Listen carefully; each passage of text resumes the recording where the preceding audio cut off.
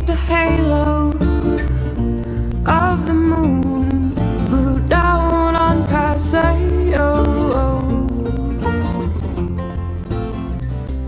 I am Giuseppe.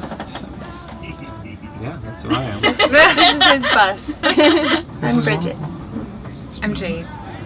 And I'm Rachel. Right now, well, Bridget and I are traveling right now, and we picked up some other friends here. There's no parking anywhere along here, so we somehow ended up just parking spot. Yeah, we made our own parking spot right here, right in the heart of things. What's the difference between this and a tent? I don't know. I think that the T-bus was born out of loneliness. I think I was living in a truck down in Los Angeles working, and I just started to go down to Hollywood Boulevard, cook my dinner, my tailgate. And people would sit with me and eat, and I would just put on pots of tea to keep those interactions going. And it was random people, and after doing it for a few weeks, I was like, wow, I have a like kind of thugged out dude from South Central chilling with a Japanese tourist couple, or some like gutter punk street kid with a TV producer, and so I did it for about 3 months, from 1 to 7 times a week, depending on my work schedule, and from there, I just did it everywhere I traveled after that, and just here and there, just to meet people, but just for fun, never really for anything, I don't know. And then about three and a half years ago, I decided to buy a bus and do full time, make a free tea house. I was in a truck for a year, and then I actually was stationary for about 10 months, and then some traveling in between there. And stationary was San Juan Island, Washington. Kind of gearing up right now, though. Hopefully next year, gonna in spring, which will be like the 4-year anniversary of buying this bus, gonna take off on a North American 2-year tour. So, U.S., Canada, Mexico. Serving tea, being of service in any way, and becoming parts of communities, creating communities, pollinating communities, preparing. Yeah, building right now. Still in construction mode. Still need to finish a lot of things, but yeah, right where your camera is, there's gonna be a wood stove. Getting my sink together and some cabinetry and drawers. And vegetable oil conversion. Nearly done with that. Yeah, I've gone through 4 beds, 2 kitchens. It's an ever-evolving process. And this is exactly how I can parallel park. But the beautiful thing about this is that everywhere that this bus goes, there's awesome community that comes with it. People, friends. We just took our band on tour for a week. 5 of them, 1 of me, 10 instruments, I don't know, all kinds of gear. That was filled with banjos and guitars and mandolins, and there's an upright bass right here. There's a little market made on Mush Island.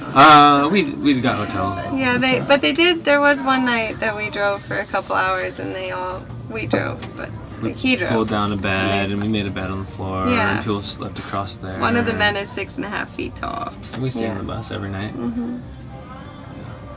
It worked out really well. Edna Lou had a beautiful impression on the Elephant Revival, for sure. Every time I see someone on the side of the road with a thumb out. The dirty, smelly ones, those are the people who really need a ride. I met Giuseppe. I moved out to his home. Did you already talk about your home? San Juan Island in Washington. We met out in the woods.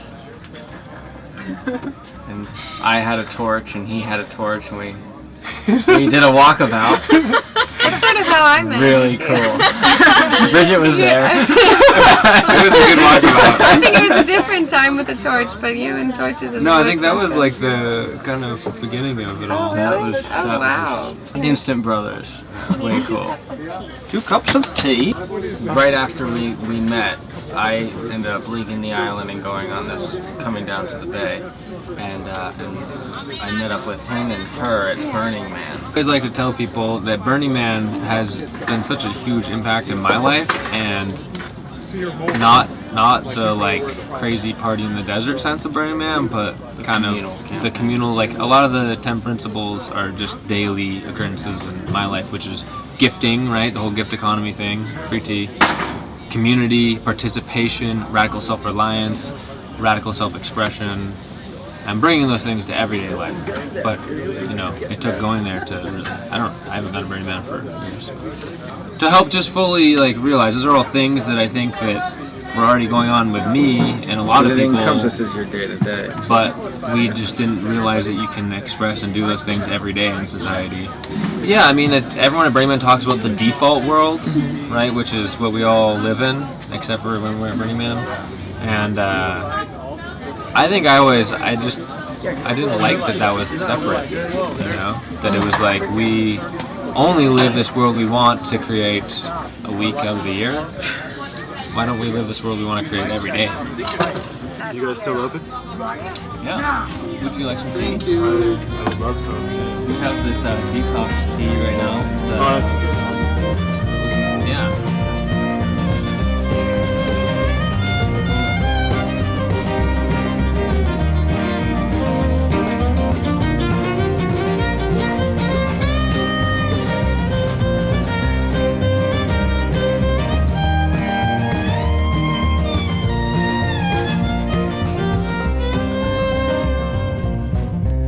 Let the fires burn tonight.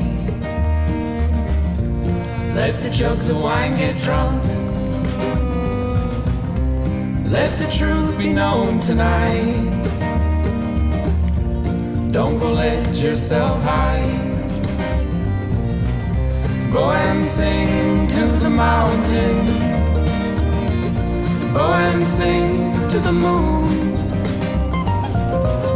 Go and sing to just about everything, 'cause everything is